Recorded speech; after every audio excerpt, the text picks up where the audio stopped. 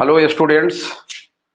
पिछले क्लास में मैंने आप लोगों को डबल इंटीग्रेशन के संदर्भ में बता रहा था, डबल ट्रिपल इंटीग्रेशन। हालांकि ट्रिपल तो अभी तक बताया नहीं गया है, बट मैं डबल इंटीग्रेशन के विषय में आपको जानकारी दे रहा था। हम लोगों का जो क्लास चल रहा है वो मल्टीपल इंटीग्रेशन से रिलेटेड है। मल्टीपल इंटीग्रेशन यानी वही डबल ट्रिपल और या उससे ज्यादा ऑर्डर का। तो मैं डबल इंटीग्रेशन को ही कंटिन्यू कर रहा हूं। देखिए आगे बढ़ा रहे हैं। डबल इंटीग्रेशन का मैं एक स्पेशल केस बता रहा हूं। ऐसे डबल इंटीग्रेशन किस प्रकार से हल करते हैं वो आप बिल्कुल जान चुके होंगे कैसे हल करना है। लेकिन डबल इंटीग्रेशन को एक स्पेशल कंडीशन में और आप फास्ट कैलकुलेशन कर सकते हैं। देखिए क्या प्रोसेस में बता रहा हूं। ये आपका डबल इंटीग्रेशन का ही चर्चा हो रहा है। अच्छा, ये जो प्रोसेस मैं बता रहा हूं ये डबल ट्रिपल ट्रिपल में भी काम करेगा। ठीक है, तो देखिए अगर आपके पास मान लीजिए ऐसा आ गया एक इंटीग्रेशन ए से लेके बी, सी से लेके D, F X Y D x D Y. आपके पास एक इंटीग्रेशन जो है वो दो वेरिएबल का मौजूद है, डबल इंटीग्रेशन। ठीक है, इतना को आप डायरेक्ट हल कर सकते हैं। क्या हल करना है? एक्स को अलग आप इंटीग्रेट कर सकते हैं, मतलब ए से लेके B F X D X को आप अलग कर सकते हैं। उसी प्रकार से सी से लेके D F Y D Y आप कर सकते हैं। ठीक है, ऐसा नहीं कि ये परमानेंट रूल है, एक स्पेशल केस में आप इसको अप्लाई करेंगे। इस प्रकार का कॉन्सेप्ट जो है आप ट्रिपल इंटीग्रेशन में भी अप्लाई कर सकते हैं। ये डबल इंटीग्रेशन जो कि मैं बता रहा हूं ये हर जगह लागू नहीं होगा, कुछ स्पेशल केस होंगे वहां पर आप लागू करेंगे। देखिए कहां लागू करना है।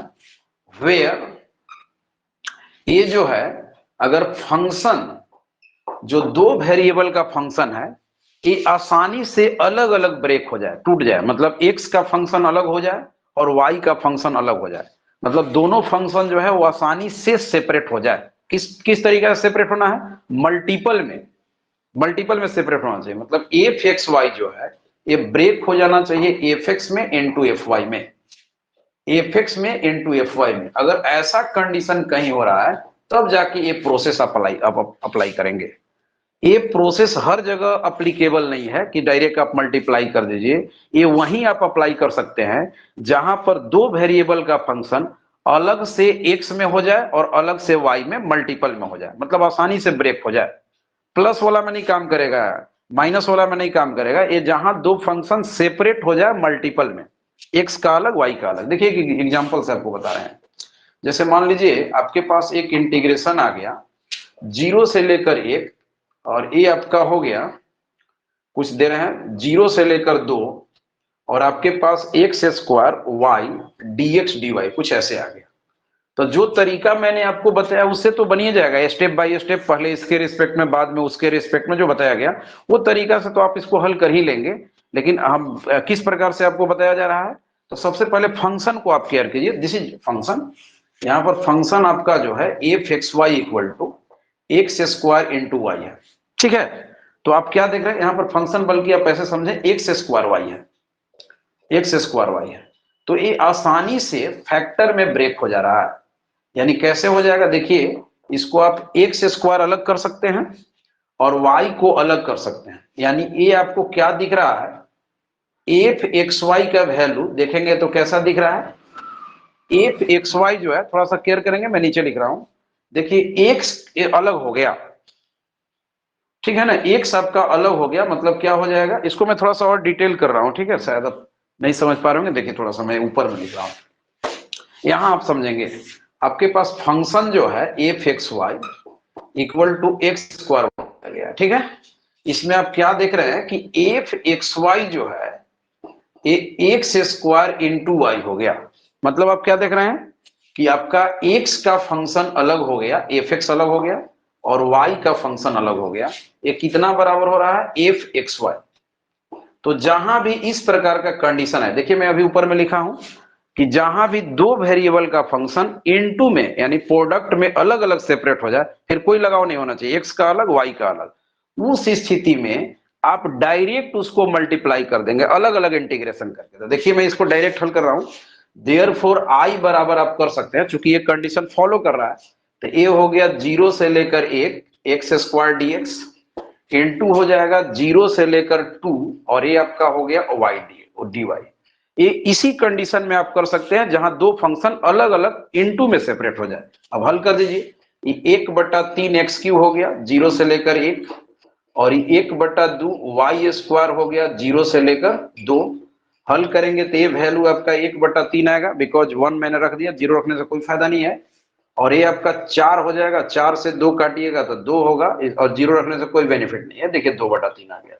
अगर इस क्वेश्चन को आप स्टेप बाय स्टेप बनाएंगे तब भी 2/3 आएगा, लेकिन एक अलग तरीका आपको बताया गया कि कहीं अगर दो फंक्शन आसानी से ब्रेक हो जाए प्रोडक्ट में तो अलग अलग भी आप कर सकते हैं। चलिए ठीक है, इस क्वेश्चन को क्लियर देख लीजिए मैंने किस प्रकार से सॉल्व किया है। ठीक है, क्लियर हो गया किस प्रकार से प्रोसेस आपको बताया गया। चलिए ठीक है, इसके बाद आगे बढ़ते हैं अगले क्वेश्चन की तरफ।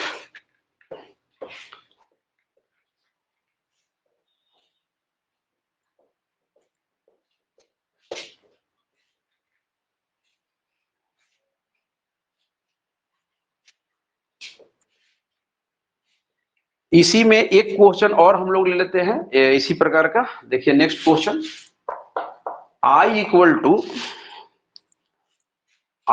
टू मान लीजिए कि ये आपका 0 से लेकर 1 है, ठीक है, और एक मैं यहां लिख दे रहा हूं 0 से लेके 2 है, x बट्टा में 1 प्लस वाई स्क्वायर में कर दिया, ठीक है, और ये आपका dx dy है। इसको आप चाहे तो स्टेप बाय स्टेप भी बना सकते हैं, अदरवाइज जो है आप ऐसे डायरेक्ट भी बना सकते हैं, जो तरीका आपको बताया गया। क्यों आप डायरेक्ट बना सकते हैं, तो यहां पर आप लिख सकते हैं कि सिंस एफ एक्स वाई का जो वैल्यू है, इसको आप ऐसे कर सकते हैं x into 1/1 plus Y square. F X Y को आप लिख सकते हैं x इंटू 1/1 प्लस वाई, अर्थात कितना हो जाएगा, शुरू वाला को आप एफ एक्स कहेंगे, बाद वाला चूंकि y का फंक्शन है तो ऐसा कहेंगे, और a आपका हो गया एफ एक्स वाई, यानी ये सेपरेट हो गया। इसके चलते आप चाहे तो डायरेक्ट रूल लगा सकते हैं प्रोडक्ट वाला, तो कहीं भी अगर सेपरेट हो जाता है तो लगा सकते हैं। तो देखिए मैं ऐसा कर रहा हूं, लिमिट कोई किसी का हो सकता है ना, ये आइडेंटिफाई अलग अलग भी आप कर सकते हैं। देखिए, और अगर आपको समस्या लगेगा तो मैं इसी को 1 कर दे रहा हूं, 0 से 1, और इसको 0 से 2 कर दिया, और कोई जरूरत नहीं, लिमिट आपको जो देना है दे सकते हैं, जैसा क्वेश्चन रहेगा। इसको आप क्या कर सकते हैं, 0 से लेकर 2 एक्स dx कर दीजिए, और ये आपका हो गया 0 से लेकर 1, इसको 1/1 प्लस वाई स्क्वायर dy कर दीजिए, ठीक है। अब अगर आप इसको हल करेंगे तो देखिए क्या आ जाएगा, पहला का हो जाएगा 1/2 एक्स स्क्वायर, और इसमें आप लिमिट पुट कर दीजिए 0 से लेकर 2 इंटू ए आपका tan इनवर्स y देगा, और इसमें आप लिमिट पुट कर दीजिए 0 से लेकर 1। ये वैल्यू आपको 2 दे देगा, बिकॉज आप 2 रखेंगे 4 होगा, 2 से कट जाएगा, 0 रखने से कोई बेनिफिट नहीं है। नेक्स्ट आप यहां चलेंगे तो ये आपका हो गया tan इनवर्स 1 माइनस हो गया tan इनवर्स 0, ये हो गया 2 टाइम्स tan इनवर्स 1 का मतलब π/4 हुआ, और ये 0 हो गया, आंसर इसका π/2 होगा। अगर आप स्टेप बाय स्टेप भी बनाते तो π/2 ही आता, बट एक अलग से आपने प्रॉपर्टी सीख लिया कि कहीं भी दो वेरिएबल का फंक्शन अगर सेपरेट हो जाता है डबल इंटीग्रेशन में, x वाला अलग और y वाला अलग, तो डायरेक्ट आप अलग अलग इंटीग्रेशन करके विथ लिमिट मल्टीप्लाई कर दें। ये क्वेश्चन काफी इंपॉर्टेंट है, ये क्वेश्चन आपसे पूछा जा सकता है इस प्रकार का। ये सबके लिए इंपॉर्टेंट है, जो लोग पीजीटी के हैं, टीजीटी के हैं, और सबसे बेहतर ये आपका सेमेस्टर 4 के जो विद्यार्थी अभी हैं उनके लिए पढ़ना है। चलिए ठीक है, ये क्वेश्चन एक बार आप देख लें। क्लियर क्लियर है सभी का? ओके,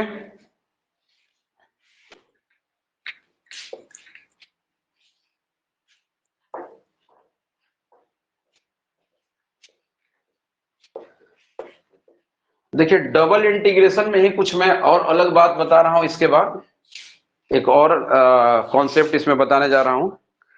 अभी तक हम लोग क्या देख रहे हैं कि लिमिट जो है डबल इंटीग्रेशन का वो क्लियर रहता था, एक्स का लिमिट क्लियर है मतलब नोमरिकल तौर पर, और वाई का लिमिट क्लियर है। कभी कभी आपको इंटीग्रेशन के दौरान क्या देखेंगे कि लिमिट जो है उलझा हुआ मिलेगा, एक का क्लियर देगा दूसरा को वेरिएबल में छोड़ देगा, एक का लिमिट क्लियर देगा दूसरा का लिमिट वेरिएबल में छोड़ देगा, ठीक है। तो उस प्रकार का क्वेश्चन आप किस प्रकार से बनाएंगे वो मैटर यहां पर आ रहा है। देखिए आप एग्जांपल से समझ सकते हैं मैं क्या बोल रहा हूं। अगर आपके पास मान लीजिए क्वेश्चन आ गया 0 से लेकर 1, नेक्स्ट क्वेश्चन अगर 0 से लेकर x हो गया, और यहां आपके पास मान लीजिए आ गया एक्स वाई स्क्वायर और ये हो गया dx dy, कुछ इस प्रकार का क्वेश्चन। तो अभी तक जो भी प्रोसेस आप सीखे हैं वो इसमें फेल करने लगेगा। दोनों जो प्रोसेस आप सीखे ये फेल करना शुरू करेगा। पहले वाला में आप क्या देख रहे थे कि दोनों इंटीग्रेशन का जो लिमिट था वो एक तरीका से क्लियर था, मतलब फिक्स था कि x का लिमिट यहां से यहां तक, y का लिमिट यहां से यहां तक। लेकिन इस क्वेश्चन में आप क्या देख रहे हैं कि एक का लिमिट तो क्लियर है लेकिन अगले का लिमिट को वेरिएबल में छोड़ दिया है। तो सबसे पहला काम ये देख लिए कौन किसका लिमिट है। यहां पहले अगर आप लिमिट कोई किसी वाला मैटर करते तो काम चल जाता, ठीक है, लेकिन वहां भी आपको सोचना रहता है। यहां देखिए आपको करना क्या होगा, यहां आप लिमिट अगर आइडेंटिफाई नहीं कर पाएंगे तो गलत कर जाएंगे। यहां आपको लिमिट आइडेंटिफाई करना एकदम अनिवार्य है, नहीं तो बिल्कुल आप गलत करेंगे। देखिए करना क्या होगा, ऐसे आप समझिए, अगर मान लीजिए 0 से लेकर x है और क्वेश्चन अगर ऐसा है तो देखिए ऐसा क्वेश्चन कभी हो नहीं सकता है डिफरेंट इंटीग्रेशन में। ऐसा इंटीग्रेशन आप पढ़े भी नहीं होंगे और ऐसा इंटीग्रेशन एग्जिस्ट नहीं करेगा, नहीं होगा। क्यों? क्योंकि एक्स स्क्वायर का लिमिट कीजिएगा तो वन इनडिफिनिट में होगा, मैं लिमिट के साथ का बात कर रहा हूं, 1/3x³ होगा। तो अब आप x का लिमिट को x में कैसे रखेंगे, x के लिमिट को आप x में कैसे रखेंगे, दिक्कत होगा, प्रॉब्लम ना होगा। x में किए फिर x के जगह x रखना, ये थोड़ा मीनिंगलेस टाइप का हो जाएगा। तो मेरा कहने का सेंस ये है कि सबसे पहले लिमिट आइडेंटिफाई कीजिए। अगर आपको x में लिमिट दे दिया है तो इसका मतलब वो x का लिमिट नहीं है। अगर आपको x में लिमिट छोड़ रखा है तो इसका मतलब वो x का लिमिट नहीं है। वो जो लिमिट है, जैसे अभी जो मैं सवाल दिया 0 से लेकर x, अगर यहाँ y dy रहे तो एक क्लियर हो जाएगा, कोई समस्या नहीं है। क्योंकि फंक्शन को आप y के रिस्पेक्ट में कर रहे हैं, y का फंक्शन है, ये हो जाएगा 1/2 y स्क्वायर। अब इसमें आप रख सकते हैं 0 से लेकर x, मतलब एक y के जगह x, ठीक है। तो फाइनल बात ये हुआ कंक्लूजन कि अगर आपको वेरिएबल x में छोड़ रखा है तो इसका मतलब वो y का लिमिट है। अगर वेरिएबल को x में छोड़ दिया है इसका मतलब y का लिमिट है, और अगर वेरिएबल को y में छोड़ दिया है तो इसका मतलब वो x का लिमिट है। ये बात बिल्कुल क्लियर कर लीजिए, x में छोड़ दिया है मतलब y का लिमिट है। ये क्या हो जाएगा, ये y बराबर 0 है और ये आपका y बराबर x है, ठीक है।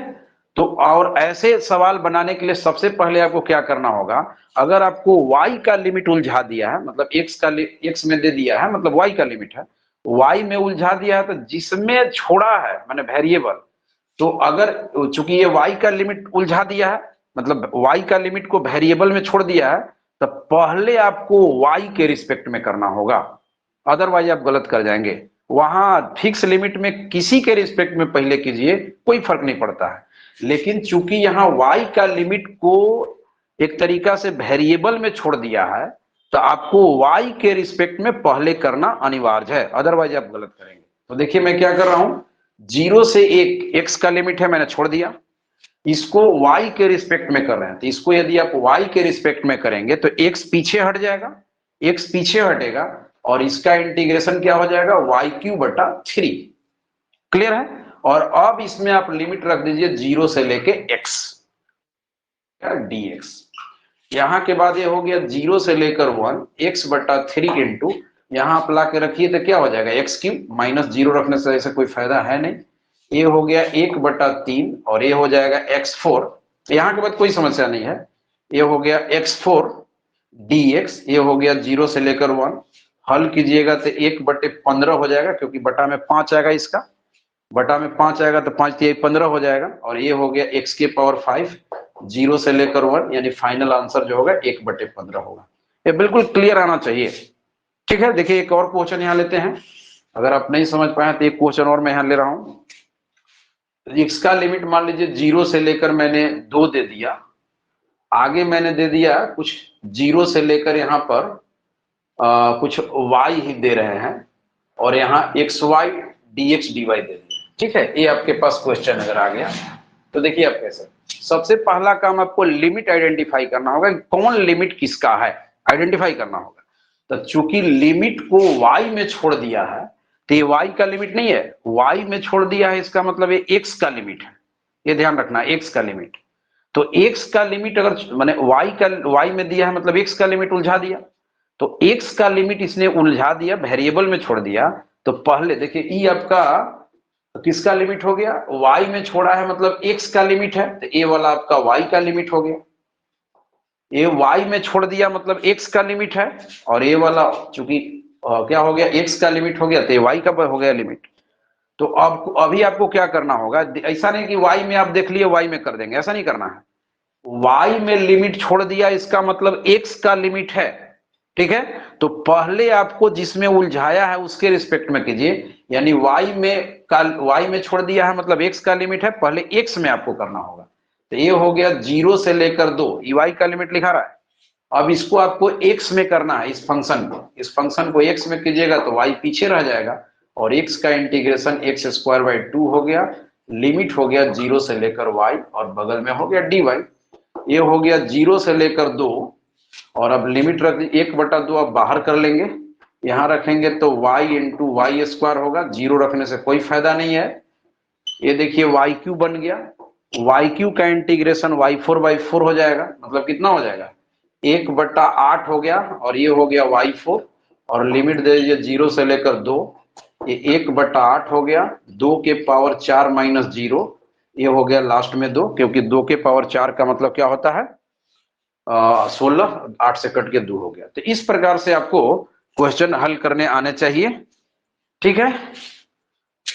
इसके बाद अगले वीडियो में कुछ मैं इसका और कुछ क्वेश्चन बताऊंगा, और साथ ही साथ ट्रिपल इंटीग्रेशन के विषय में आपको जानकारी दिया जाएगा। चलिए धन्यवाद, यहीं पर हम लोग लास्ट कर रहे हैं। ओके।